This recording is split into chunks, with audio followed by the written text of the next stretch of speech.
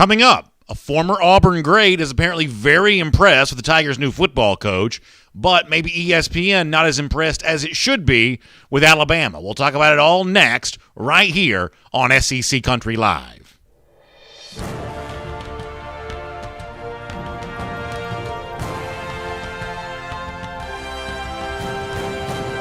Hello, everybody. Welcome into SEC Country Live. My name is Brandon Adams. Fun and busy show coming up for you over the course of the next hour. Of course, a lot of this will include your comments on both Facebook and YouTube as we kind of settle into our new time slot here every Wednesday at 3 p.m. It's been fun interacting with all of you throughout all of this. And, of course, we have some big surprises in store as we head through the summer and towards the start of the 2021 season. I want to begin this way today as we go above the fold. Of course, later on we'll have Connor O'Gara from Saturday Down South. He's going to stop by, and we'll almost said Saturday Night Live. He's not from Saturday Night Live. He's from Saturday Down South. We'll do that with Connor O'Gara coming up around 3:45 or so this afternoon. Fun conversation there coming up with him. But I want to begin above the fold with what I think is the big SEC news of the day. And it's really fun to see all the ways in which life is kind of getting back to normal as we roll through this calendar year of 2021. One example that we did not have a year ago that we do have now, and if you've ever been to it before, many of you live in the Alabama region there. You've been to the region's tradition. It's the PGA Tour Champions, what we used to call the Senior Tour golf event that takes place there. I believe it's Greystone Country Club here this year. It's been a few different spots there around the Birmingham area, and it's always really cool on that Wednesday Pro-Am day because you have a lot of big names in the SEC. For instance, SEC Commissioner Greg Sankey playing there this year, Kirby Smart, Nick Saban. You've had a lot of fired coaches that used to play in it that are not there anymore. You've also got a contingent from Auburn, including brand new coach Bryan Harsin, and one of his playing partners, the former Auburn basketball great, of course, the voice of the NBA on TNT, Charles Barkley now. And Barkley loves his Tigers. He loves his alma mater. And today, they're from suburban Birmingham for the region's Tradition Celebrity Pro-Am Golf Tournament, asked about one of the guys that he was playing with, Auburn coach Bryan Harsin. Barkley says that he absolutely believes that Harsin's up to the challenge that awaits him down here in the South in the Iron Bowl, and really said some very complimentary things with the new Auburn coach. This is what Barkley had to say. I'm a big Coach Harsin fan. I think what he did takes tremendous courage, and I'm really, really excited to lead the confines of Boise, where you could probably win 7 or 8 games a year and live happily ever after, to come down to Alabama and take on King Kong. That takes tremendous courage and belief in yourself. So I'm really excited about Coach Harsin. I think it's really funny the way that Barkley describes that there. There is probably a degree to which taking on Alabama probably does feel like you're battling against King Kong, but you're not Godzilla the way the new HBO movie would lead you to kind of believe. You're just kind of going up against this gigantic behemoth here. I think we all understand that. The language that Barkley uses is probably well chosen. And, of course, there is a sense in which you do want to congratulate Harsin for this because there are clearly easier jobs that he could have taken. Not only are you battling, Alabama as your in-state rival, but you're essentially playing one of the most difficult schedules in the country, if not the most difficult schedule in the country, each and every year when it comes to this kind of stuff, that if Harsin wanted to prove himself on a bigger stage than Boise, there are bigger stages that he could have gone on if that's indeed what he wants to do. I guess the one place, though, that I'll be curious to see if Barkley, the former Auburn great on the basketball side of things, ends up being proven right about this, is this idea of, he's ready, man. It took courage to come down here. He's ready to roll up his sleeves and do battle in this Iron Bowl rivalry. I guess the one thing I would say is, and we talked about this, I believe, on last week's show, man, I really hope Harsin knows what he's getting himself into. I hope that he knows the 365 days a year worth of intensity that he's stepping into by stepping into this Iron Bowl rivalry. As we said, I think it was on last week's show, that unfortunately Auburn has performed at such a level, over the course of the last couple of years, of course, getting some head-to-head wins against Alabama, but the games in which they, were not playing Alabama, some of their other performances, has just kind of left the prestige of the Iron Bowl kind of waning here a bit, and the prestige of Auburn as a program kind of waning a bit. And I hope that Harsin's ready to really take all this on his shoulders and go to bat because, just as a for instance, there was an Auburn video that was shared yesterday of the brand new facilities there, big spending, 9-figure amount of money to upgrade the football facilities, and former Alabama defensive back Levi Wallace topped on all this, and he put out there on Twitter, I'll show this to you. He says, nice facilities, but y'all are still going to suck. So Levi Wallace, former Alabama player, kind of diving in on this. And that's just the example of the intensity of the Iron Bowl each and every day. There is nothing like that in Big Sky country like Boise, Idaho. There's nothing like that. There's nothing that Harsin has done in his career up to now that prepares him for what he's about to go through here as the Auburn coach. And boy, you got to be really careful how you kind of pick your battles and all this kind of stuff. You can really demonstrate yourself as an outsider pretty quick in this. Remember when Harsin was quoted by Dennis Dodd from CBSSports.com, and Dodd was asking about Alabama, and Harsin, talked about the school up north, and a lot of folks kind of rolled their eyes and laughed at that for a couple of reasons. First of all, the whole idea of, I'm the rival coach. I'm not going to say the name of the rival school. Frankly, that's been done before, and it's been done better years prior to what Harsin may be trying to do there. There was also some mockery coming from inside the state of Alabama about the idea that Tuscaloosa is even north of Auburn. That may slightly just technically be true, but it's really more like west of Auburn. It's almost like Harsin just reminded folks what an outsider he really is by trying to make some sort of geographic jab at Alabama that turned out to maybe not be quite as informed as it could have been. But beyond all of that, there's the thing that came out after the NFL draft the other day of Auburn doing like other schools have done before. You hire coaches that do have SEC experience. You try to put together a staff that's obviously, had success, whether it's the SEC level or whatever else. And you see there on your screen a lot of big names, guys like Mike Bobo, who used to be offensive coordinator at Georgia, Derek Mason, who used to be, head coach at Vanderbilt. And, of course, down there at the bottom, a lot of these guys have coached. Guys like A.J. Green and Matthew Stafford. You're talking about Isaiah Wynn, also former Georgia guy. Todd Gurley, former Georgia guy. There were a lot of Georgia fans who looked at that and said, "Hey, a second, what is Auburn doing trying to take credit for all these former Georgia players in its own recruiting graphic?" That's the kind of thing that Harsin got a lot of grief for, that the Auburn program itself got a lot of grief for, in terms of why exactly is that you're doing it this way? Why are you trying to sell guys that didn't even go to Auburn as a part of your recruiting graphic on the heels of the NFL draft? Now, rightly, you could point out that Georgia did the same thing a year ago when Scott Cochran was hired away from Alabama. So Auburn's not the first school to do this, but that also kind of points to what I think is a little bit of a problem in relationship to some of this. That a lot of what we've seen from Harsin so far is an example of, I'm going to do the same thing other people have done before. I'm going to not say the name of my rival in an interview with CBS. We're going to put a graphic together of all the players at other schools that my assistant coaches have kind of coached here. And I think you're kind of left to wonder, at what point in time is Harsin going to give Auburn fans something to talk about on their own on the recruiting level? You've got to, this is not ancient days anymore. These are modern times when social media dominates the college football discussion and really shapes that college football discussion. You've got to have more than just, some credentials as a, coach with a winning record at a place like Boise State. You got to bring a little shtick to the table with what you're doing in a place like Auburn. You've got to do something to draw a sharp contrast to you in Alabama. Frankly, for as tired as Auburn fans have grown and did grow over the years with Gus Malzahn, this is something that he did pretty well. You want to go back to way back in 2013 when Malzahn was first hired at Auburn. He was the Gus Buzz. He was the Auburn fast, the hurry up, no huddle offense. And in 2013, that was a sharp contrast to what Alabama was trying to do at the time. This is pre-Lane Kiffin and everything that would happen after that.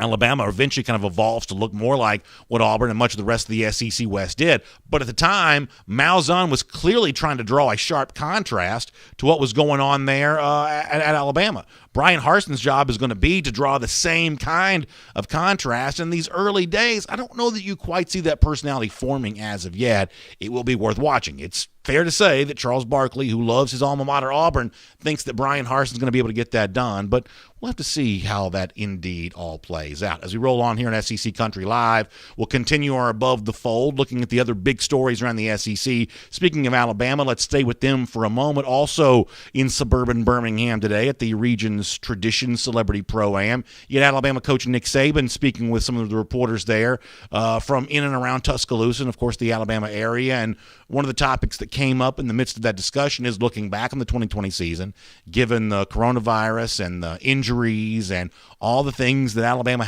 had to deal with a year ago.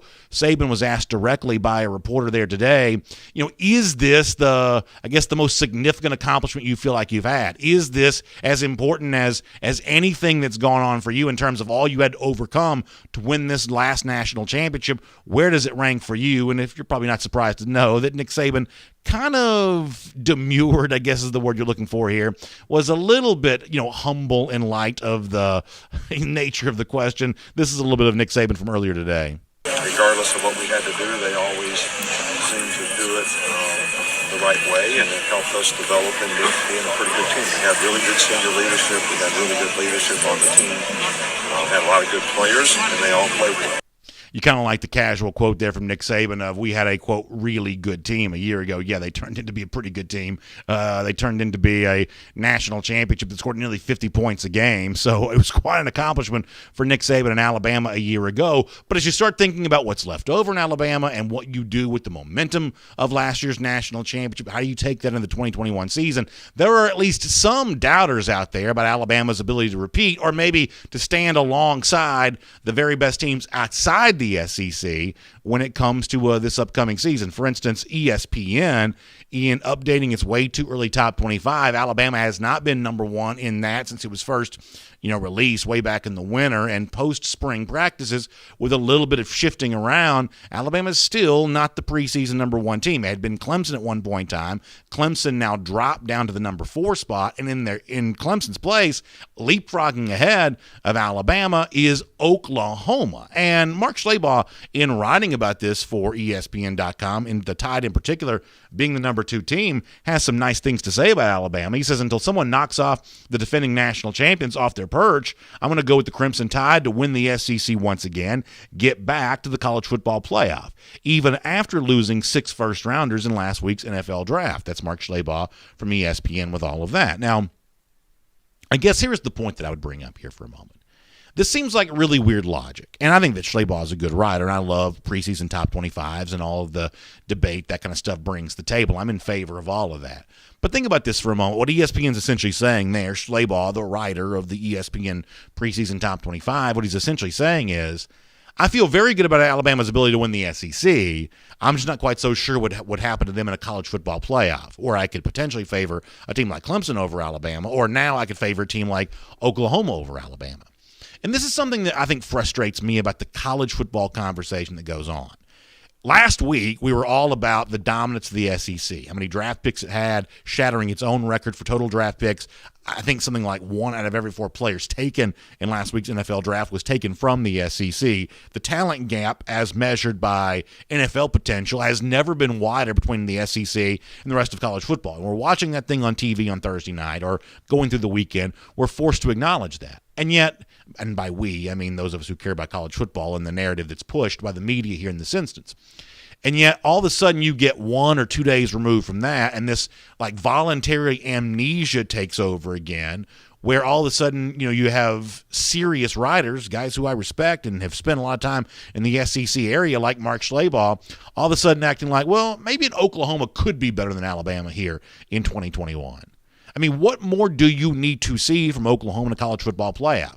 They had a chance against the SEC in 2017. They lost. Had a chance against this Alabama team in the 2018 playoff. Not only did they lose, they were essentially blown out. Even worse of a blowout in 2019 when they had a chance to take on LSU. At this point in time, with so many Oklahoma teams who show up in a spot like this, looking somewhat similar, and yet being dealt the same result by the SEC and the college football playoff year after year after year, what more do you need to see in a situation like this before all of a sudden you're not trying to spend the entire summer talking yourself into the idea that Oklahoma is going to be better than Alabama on a potential college football playoff stage? Haven't you seen enough now to know that's not true?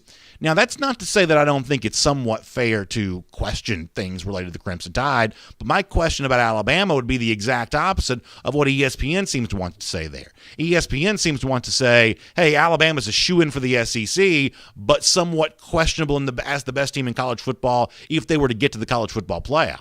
Isn't it more likely, though, that if Alabama's lucky enough to be in the college football playoff, even if they're not the SEC champion, the way it was in 2017, they'll probably be fine because as measured by the NFL draft and the recruiting rankings and everything else, the teams they would be playing just have less talent overall than what Alabama brings to the table, but Alabama could have some issues within the SEC. That, to me, is where it's fair to question Alabama just a bit. This is a team replacing offensive coordinator. Steve Sarkisian may have had the best single season I've seen a coordinator have in this league before. You are replacing quarterback, and even if Bryce Young is a former five-star recruit and the kind of guy that Nick Saban's saying good things about post-spring practice, replacing what Mac Jones did for you a year ago is not an easy thing to do. Same thing for Devontae Smith, who's 1,800-plus receiving yards, Heisman Trophy season. That's not an easy thing to replace either. Now, you got John Mechie waiting in the wings. You got all kinds of talent there. What Ajayi Hall showed you during the spring as a potential breakout wide receiver. There's no shortage of talent available for what Alabama, wants to do here in 2021. But it is certainly fair to ask questions. But my questions would come more in comparison to the rest of the SEC than they would nationally, where we've seen Alabama kind of run through the rest of the country like it was a wet paper bag over and over and over again. My issue with Alabama would be what's going to happen within its own league and really within its own division. This is one of the things that's easy to forget when Alabama's on top of the college football world. It almost becomes hard to imagine a time in which that wasn't true. But, folks, you can just go back and look at the last 4 years.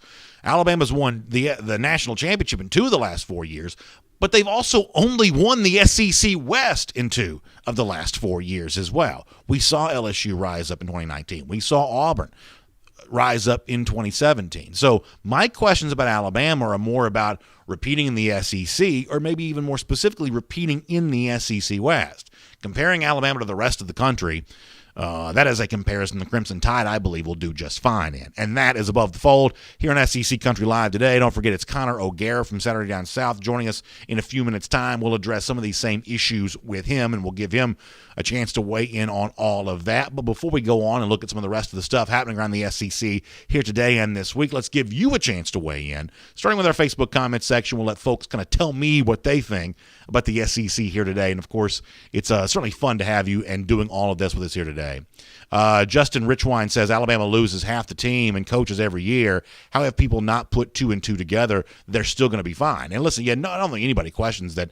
And at least, as I said before, certainly in comparison to an Oklahoma playing in a Big 12 that as a league doesn't even – I mean, you can almost compare the Alabama draft picks alone to the entirety of the Big 12 right now. You can certainly do that from a first-round standpoint. So if you want to make a comparison between an Alabama and an Oklahoma, or maybe an Alabama, even some of the other teams kind of outside the SEC, that is a comparison which I think the Crimson Tide's going to do just fine in. But even an Alabama fan, I think, would have to acknowledge that the bigger issue for Alabama is making sure it handles its business in the SEC West, something it didn't do in 2019 with LSU, something it did not do in 2017 with Auburn. And as luck would have it, Alabama still found a way to work its way into the college football playoff discussion.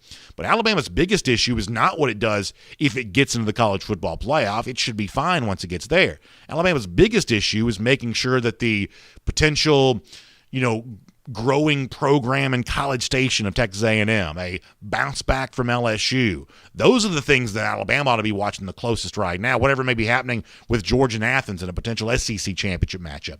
That's what Alabama needs to be paying the most attention to, not anything out of the SEC right now.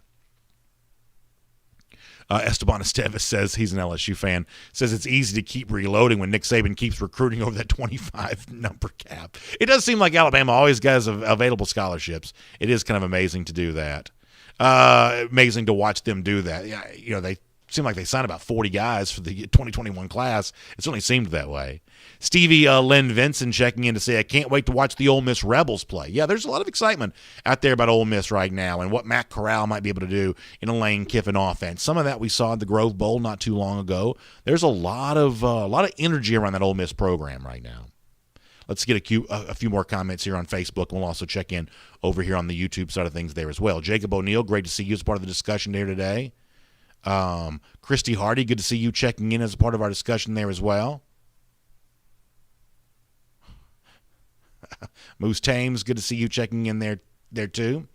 Mike Hardy says that his name is Nick Saban, and he's used to winning pretty much every game. He's the best coach in college football history. And somebody was kind of referencing the humility we saw from Saban in the interview clip from the Celebrity Pro-Am golf tournament there today. Maybe a little bit of uncharacteristic humility there from Nick Saban, or maybe it's more characteristic than maybe sometimes we might think that it is. A lot of these comments kind of rolling in here. Kevin Zeminski says you can see the two teams in the SEC championship game straight above SEC country. Yeah, this has kind of always been our house style around here, that we have all the helmets on the wall behind us, and this has kind of been going back for years, and there's really no rhyme nor reason to kind of how they're sort of accumulated on the one side. We have Magnolia Bowl rivalry up the top here. That's just for whatever reason down here. But we always try to put the SEC championship teams, they get the center position. Listen, as a Georgia guy who does Dog Nation daily each and every day, there's nothing that I hate more than seeing this Georgia Bulldogs helmet kind of relegated to this side over here and place the Florida helmet there in the center. But listen, for now, those are the two division winners, and so they get their honor. And that is indeed why we do that. Get a couple more comments. Rick Davis weighing in about Bo Nix. And I think that Nix, the Auburn quarterback, I do think that's one of the fascinating stories here this year. And if you're looking for, Mike Bobo getting his legs underneath him as Auburn offensive coordinator, or, Brian Harsin as a first-year coach in the SEC, what they're able to do with Nix is going to be a huge part of that story. Big, big talking point there. And not only has Nix had his struggles and kind of faced his own doubts by many Auburn fans, you've also got the huge, departure of the wide receivers. Seth Williams out of that program, Anthony Schwartz out of that program, Eli Stove out of that program. You've had a lot of attrition from the wide receiver position there, and so Nick's trying to find himself as an SEC quarterback, but really kind of unsure who to throw to. My guess is there are going to be a lot of games for Auburn this year that look a little bit like the old Pat Dye era, in which Tank Bigsby is getting a lot of carries, and Mike Bobo, who's probably kind of fashioned himself here in this point in his career as a little bit of a conservative offensive coordinator, that they may be content to lean heavy on Bigsby because, certainly if you're an Auburn fan, you had to choose one or the other to be the face of your program right now. I think you're more comfortable with Bigsby as the face and the catalyst for your offense than you might be with Bo Nix there, so you may end up seeing a lot of him. Really good comments rolling in here on the Facebook side of things. Rick Davis also predicting Arkansas to beat Auburn. I do think that Arkansas, bringing back a lot of talent, of course, losing Mike Woods to Oklahoma, one of the reasons why ESPN had kind of touted Oklahoma as its preseason number one team. But Arkansas is still a very deep roster. Continuity at the coordinator position, obviously having to replace Felipe Franks at the quarterback spot. I do think Arkansas, given the fact they were a little bit of a surprise team a year ago, one of those teams in the SEC West that is certainly worth watching a little bit. Gene Adams checking in as an Auburn fan here. Gene, appreciate you being with us.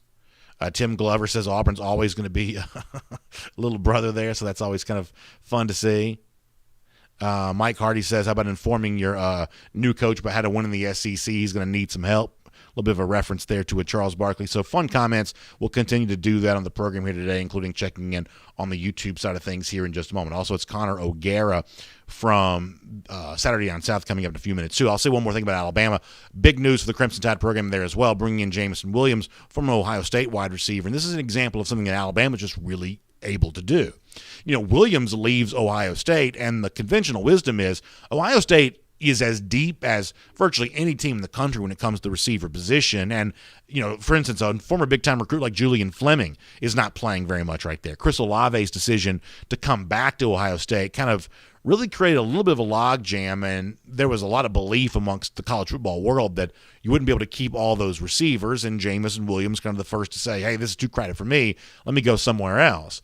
And yet what does Williams end up doing? He doesn't go to a school that maybe would have had more room for him or more opportunity to feature him in the offense. He ends up going to a school that has just almost as deep a collection of receivers as you might would have said that Ohio State has, and yet that's exactly what Alabama was able to do, leaning on its prestige, its history of putting guys in the NFL draft, two highly drafted first-round receivers just last week, obviously the defending national champions, and using that to bring in a guy like Williams. That's a big move there for the Alabama Crimson Tide. Let's move on now. Let's do our all-points bulletin.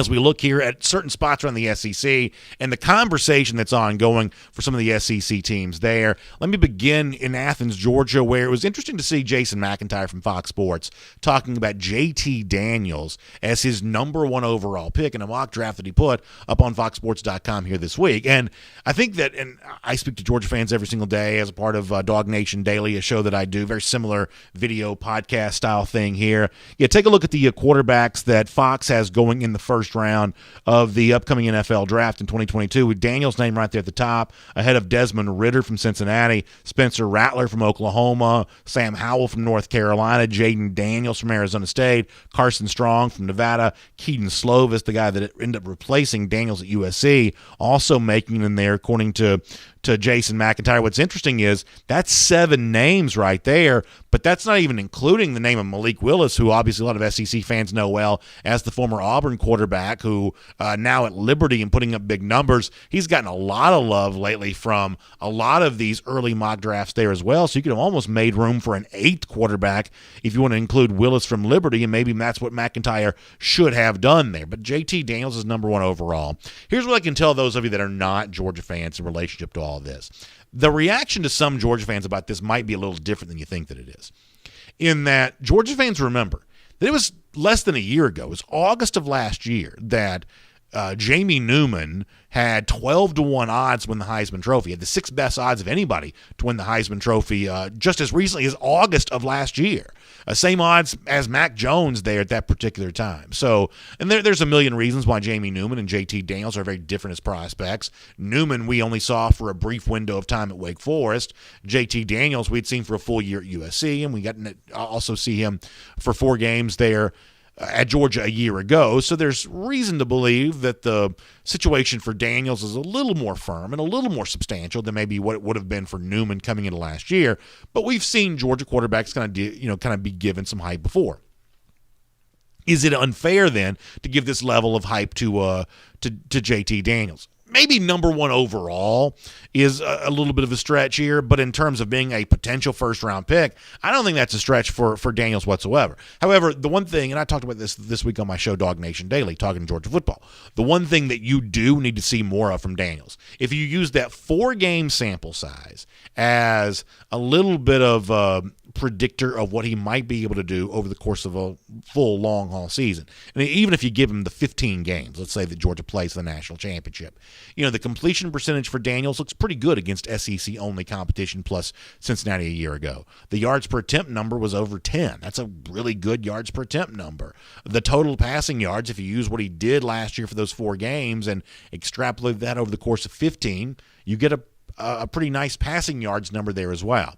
The one thing, even if you kind of blow those out over the course of 15 games, the one area right now that Daniels is a little bit lacking in comparison to guys like Trevor Lawrence and Kyler Murray from 2018, or what Justin Fields did in a full season of 2019 for Ohio State, or certainly guys like Joe Burrow and Mac Jones, the one area in which Daniels probably still needs to grow his game a bit if he wants to be mentioned alongside these other first-round quarterbacks or also Heisman finalists and guys near the top of the quarterback discussion in college football, probably needs to throw more touchdown passes. If you take his numbers from a year ago, extend them over the course of 15 games, that projects as fewer than 40 touchdown passes thrown.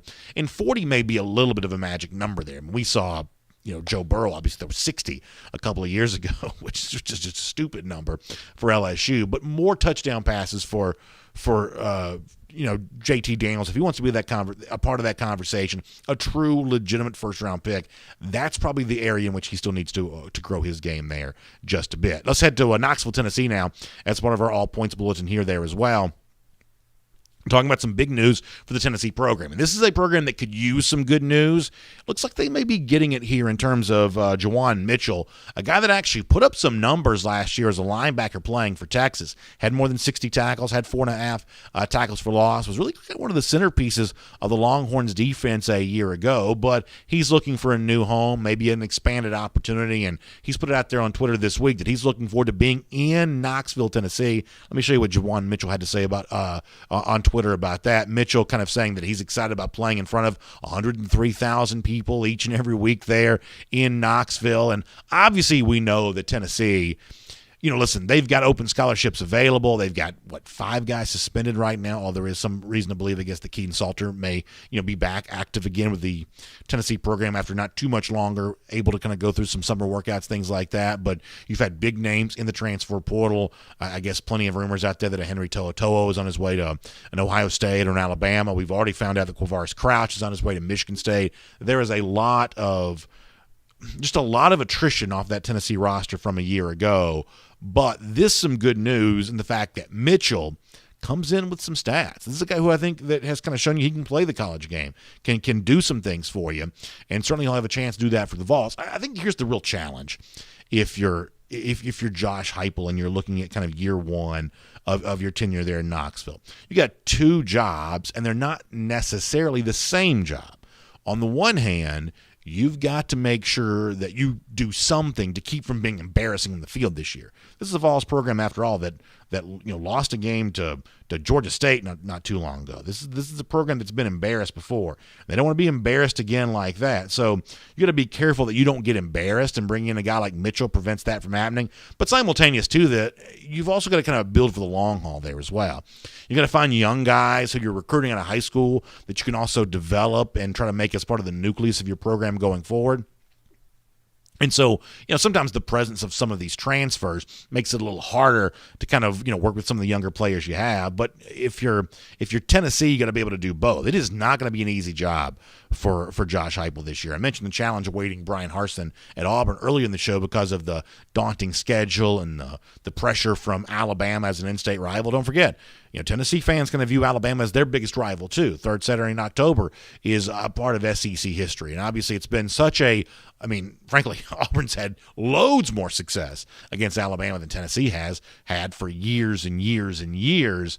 That's an unfortunate measuring stick for Tennessee right now. And the one thing we kind of always go back to is that patience is a finite resource, that once you give it to one thing, you don't have that same stock left to give to something else. And once you give all yours away, you got nothing left to give. And for Vols fans, on the heels of the Lane Kiffin departure, they gave some patience to Derek Dooley, believing he'd be a little bit more buttoned up and maybe a little bit more professional, and that ended up being kind of a waste. Butch Jones was going to be the guy that kind of brought Tennessee back to its glory, and that patience they extended to him for a few years ended up being kind of a waste. You know what happened after that with Jeremy Pruitt. Now we are here with Josh Heupel in Knoxville. And for a lot of Vols fans, they just sort of feel like they've just given patience to coaches who've ended up not being deserving of that patience. And so unfortunately for Danny White, the new athletic director, I know is kind of sparred with some fans on social media about his belief that Vols fans can be a little too negative. Welcome to the SEC, Danny, on that. And obviously for Heupel here right now, too, they step into a tough situation where Tennessee fans just want something to believe in, but their own athletic department has not given them very much to believe in for a number of years. So we'll pay close attention to that. Let me also mention this. LSU fans paying very close attention to some transfer news coming out of the SEC over the course of the weekend, where Major Burns, the former Georgia signee who's out of the class of 2020, who spent last year in the Georgia roster, has put his name into the transfer portal. He put this on Twitter the other day that he's got really nothing bad to say about Georgia, that but he is ending his career there. He says, not an easy decision, but one my heart led me to make. He wishes his coaches and teammates the very best, and he says, I may not be physically there, but I'll be a phone call away. And he gives you the hashtag major moves. Looks like his major move may be potentially somewhere else in the SEC. Mike Griffith, who's a veteran SEC reporter now working for DogNation.com, joined me this week on Dog Nation Daily, and in terms of what he expects to happen for Burns, he mentioned the SEC school that resides in Burns' home state of Louisiana, but if Major's going to be on the move like this, there is one hurdle he'll have to cross, at least in regards to the SEC rulebook. This is what Mike Griffith said this week on Dog Nation Daily about that. We'll find out this month. I think we're all anticipating that the SEC will lift that one-year waiver. But as things stand, to transfer within the SEC, you would have to sit out a year. Now, we'll see if that rule changes. I think a lot of people believe that it will. They don't believe the SEC can be the outlier there and be the only conference that does that in the spirit of what that rule is intended for. And you know what? Who knows? He hasn't announced another school yet. Maybe he'll give it a second thought. If I had to guess, though, LSU's trying to get him.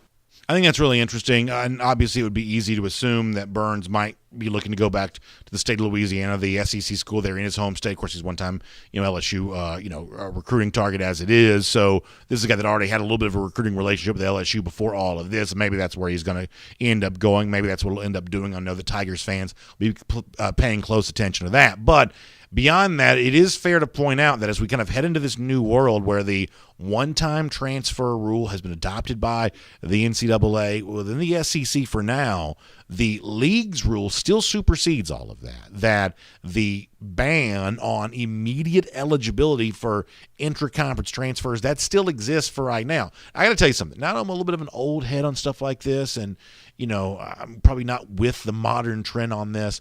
I got no problem with the SEC maintaining that rule to say, listen, you're going to bounce from one SEC school to the other. We're going to make you sit out a year. I'd have no problem if the SEC actually maintained the rule that it's had in place here. Something tells me they're probably not going to be able to do that.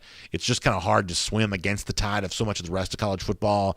And, within the last couple of weeks, we've seen the American Athletic Conference do away with their ban on interconference transfers. We've seen the Big 12 do that. The ACC did that almost, I think it's about a month ago now. We've seen a lot of these leagues kind of move away from, if the NCAA is going to allow a free transfer, then who are we to kind of ban those intra-conference transfers? The SEC, though, is still kind of the outlier there. Now, last year they did allow some of this to take place, but that was kind of done under the auspices of, listen, we're going to just do this one time. This is kind of special circumstances. This is pandemic. This is kind of, we're just doing this just this one time. But after that, we're going to kind of get back to normal.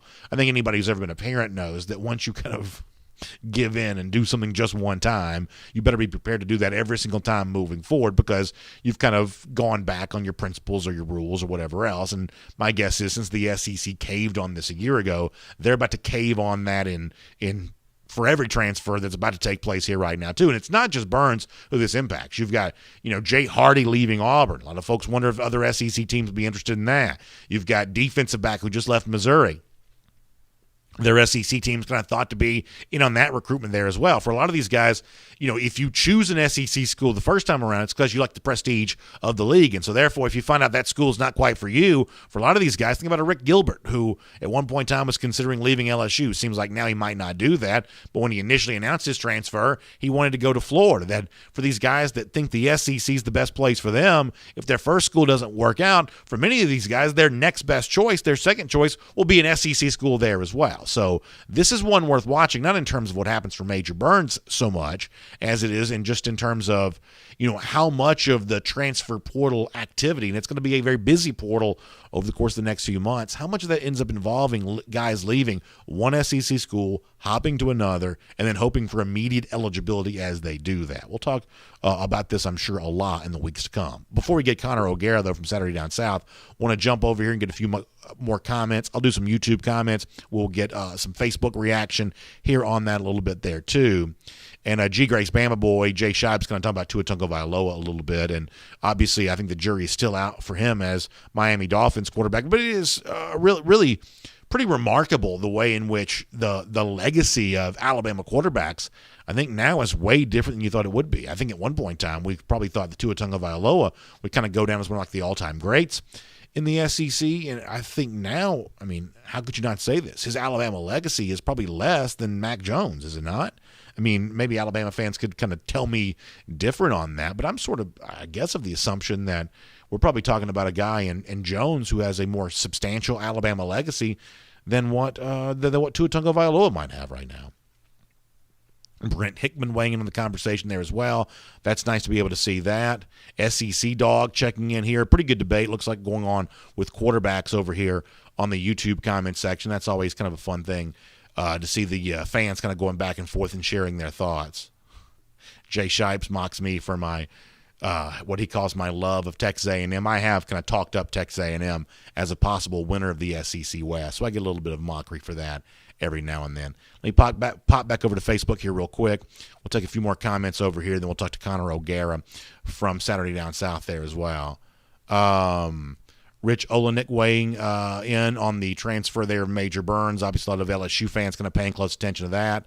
Tim Huber, I got an interesting comment from Tim saying that he thinks that Missouri football is going to be the most exciting in the SEC, and a lot of attention being paid to Eli Drinkwitz, who's actually turned out to be a pretty fun personality there, and a guy that I'm sure will have a lot of eyeballs on him as he heads into his second season there in Columbia. For a whole lot more SEC talk here on SEC Country Live, let's get ready to say hello to Connor O'Gara, who covers the league for Saturday Down South and helps us stay up to date on all the news happening around the league and share some opinions with us there as well, including right now. Connor, welcome to SEC Country Live. I certainly appreciate your time as we kind of take a look at all the stuff happening in what has already turned out to be a pretty busy offseason around the SEC.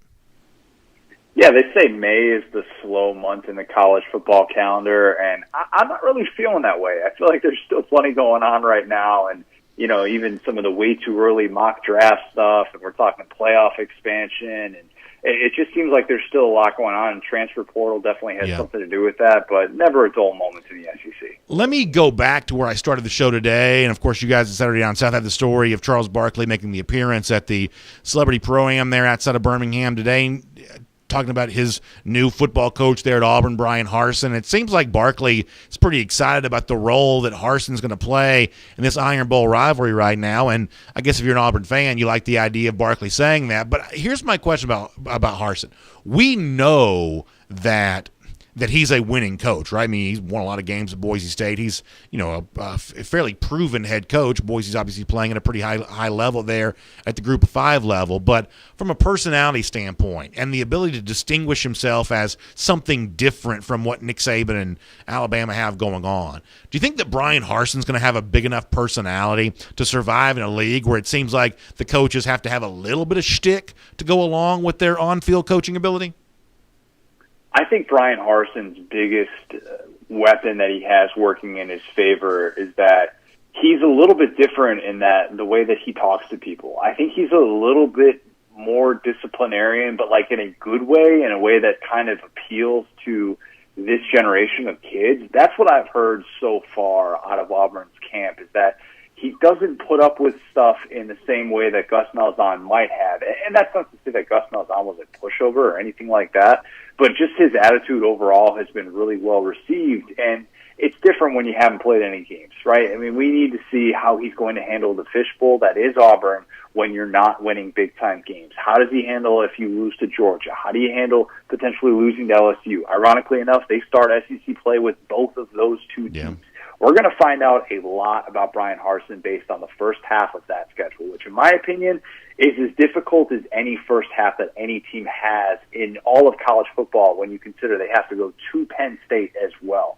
Brian Harsin is by all accounts so far doing the right things. I like the staff hires. I like that he went and poached Mike Bobo. I like that he went out and got Derek Mason, who could be the 2021 version of Barry Odom. I think his staff hires are going to be so huge for someone that comes in having spent 22 of the last 25 years in a completely different region of the country. So I think there are questions to answer, but there's nothing about Brian Harsin so far that leads me to believe that it just can't work based on his personality. Here's the one thing, and we'll talk about somebody else after this, but here's the one thing that I do think is going to be a little bit of a challenge for him. He's actually got two challenges. First of all, Auburn has very quietly kind of fallen off in a big way from a recruiting standpoint, so obviously he's got kind of an uphill climb when it comes to that. But the other thing is, when you look at Gus Malzahn, sometimes I felt like Malzahn got a bad rap in the SEC in that, I mean, this is a guy that did have some head-to-head success against Nick Saban, beat him 3 times going back to his first year in 2013, but also, especially in the early days, kind of pre-Lane Kiffin in Alabama,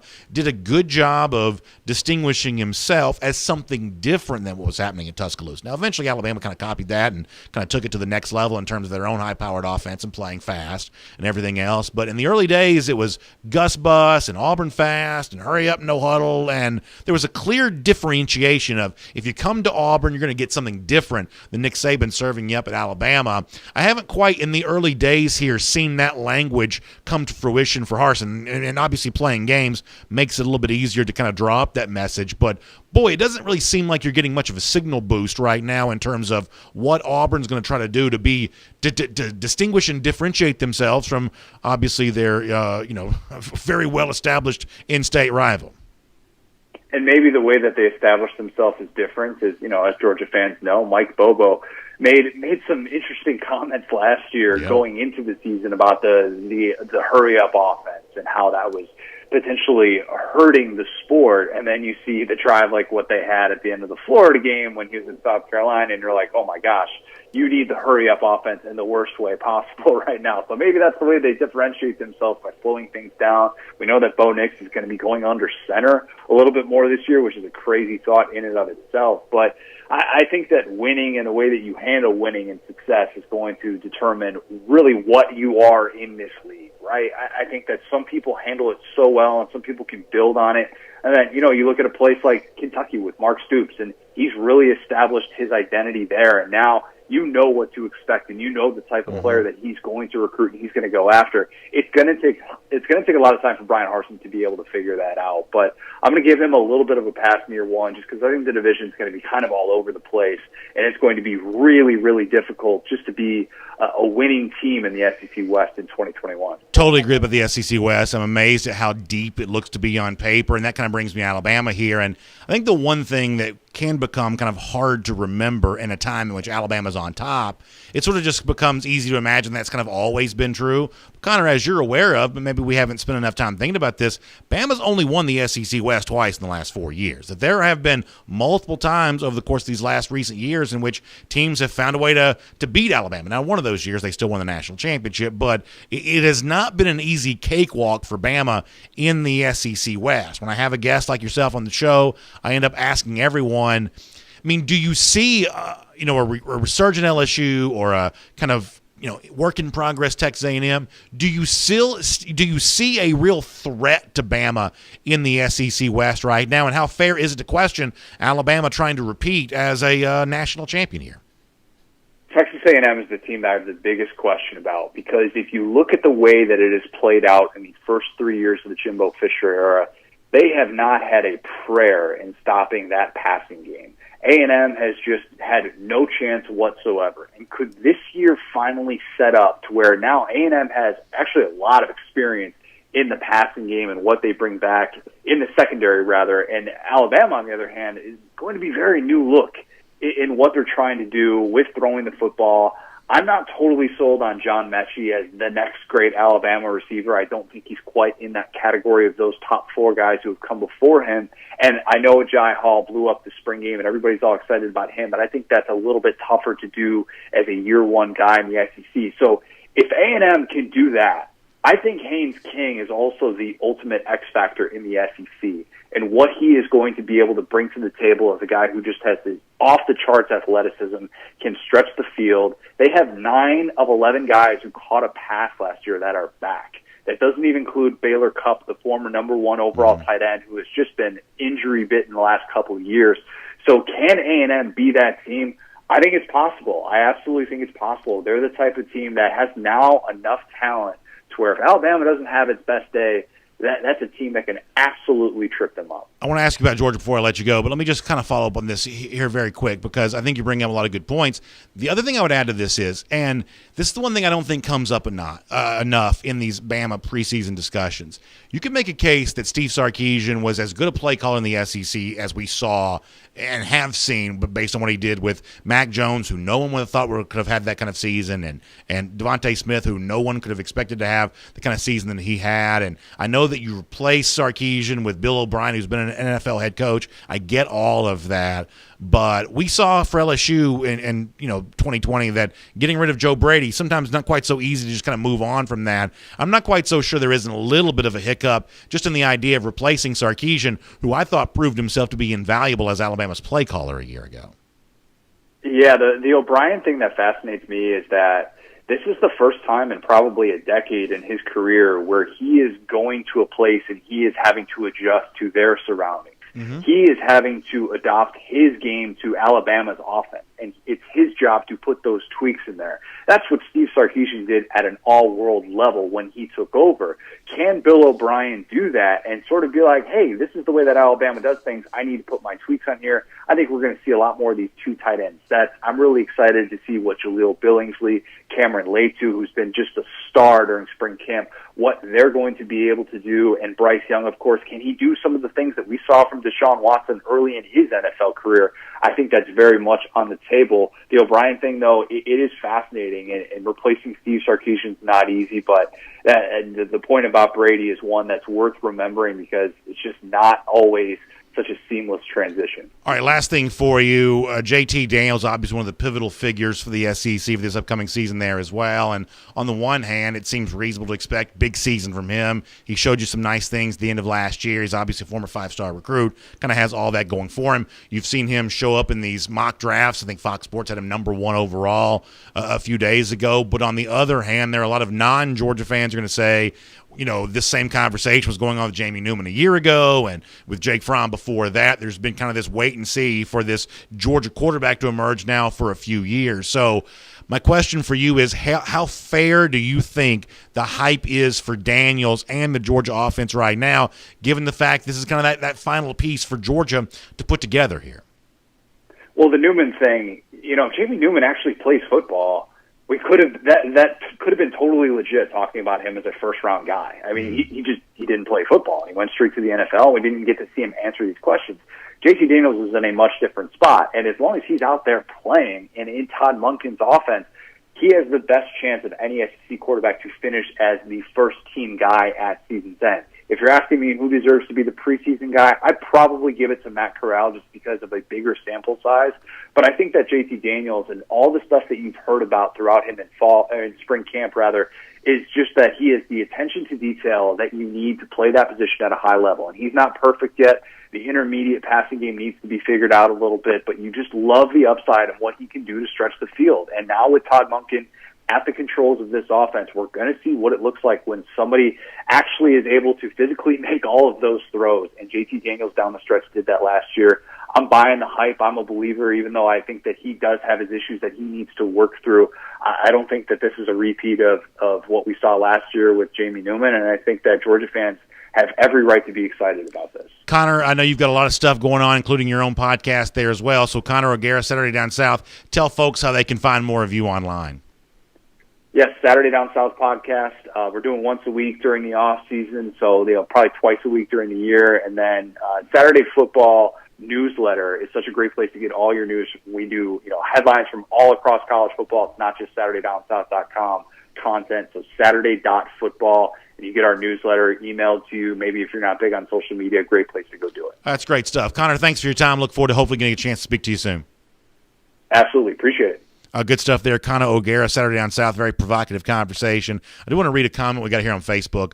I think that Justin Richwan is 100% right about this. And this is, kind of the argument that I think we're making, back during the winter. Justin says that he thinks that Texas A&M would have played better than Ohio State or the Fighting Irish from Notre Dame did in the college football playoff a year ago. Connor Riley, who's producing, is shaking his hand. But if you want to make the comparison between a Notre Dame in the playoff or a Texas A&M in the playoff, I absolutely am in favor of that. Ohio State, with what they played against Clemson, I'll give Ohio State some credit there in terms of what they did against Clemson. That's a fairly impressive performance. But if it's a side-by-side comparison of a Notre Dame who made the playoff and got blown out once they did, or a Texas A&M team, I absolutely think there was a case to be made for that. It's kind of like what we were saying, before about the Oklahoma thing about being the preseason number 1 in the ESPN poll. There's this amnesia that comes about here where, a lot of the analysts and the suits in the sport seem to kind of try to tie themselves in a knot to try to not make one of the 4 best teams be a second SEC team. That's not like conspiracy theory or anything like that. It's just, folks respond to incentives. And there is an incentive to make college football a national sport. That means if you can choose someone from kind of outside a region that not an additional SEC team, there is understandable reasons why that's kind of thought to be just sort of better for business. But it was A&M in the 2020 season. It was, Georgia maybe after the 2018 season. That's just kind of the stuff that kind of comes along and comes down, from time to time. So I absolutely agree with Richard on that. Let me get ready to wrap up this way. We like to have some fun with our SEC LOL. Always like to kind of go out on kind of a humorous note here. And Rex Chapman is a Twitter account a lot of you may follow. So Rex had a video, and this is kind of amazing to see. Let's see if we can see the video of the woman in the restaurant down in Florida. Watch what she's doing here. She's grabbing the gator by the tail and pulling this out of the restaurant. Is this not amazing? Rex Chapman says, give her a raise. Whatever she's making is certainly not enough for me to be wrestling with an alligator like that. That's very impressive all the way around. Well, Tom Hart, the SEC network broadcaster, saw this on Twitter, and when Tom sees the gator being pulled out there, for Tom, that kind of reminds him a little bit of the Georgia-Florida rivalry. He says the Georgia-Florida rivalry is out of control now. So really good stuff from Tom Hart on that, and that's our SEC LOL to wrap things up in this edition of SEC Country Live. We will see you back here again next Wednesday at 3 p.m. Please do me a favor. Let folks know that we're here doing the show, watching it on YouTube on the SEC Country Live YouTube page or the SEC Country Facebook page. Podcast on its way, coming very soon there as well. Thanks for sharing your comments. Thanks for getting in here and debating the league with us. It's so much fun to be able to do. Big thanks to Connor O'Gara for being here today there as well. And I'll see you back here again next Wednesday, 3 p.m. for another edition of SEC Country Live. We'll talk to you then, everybody.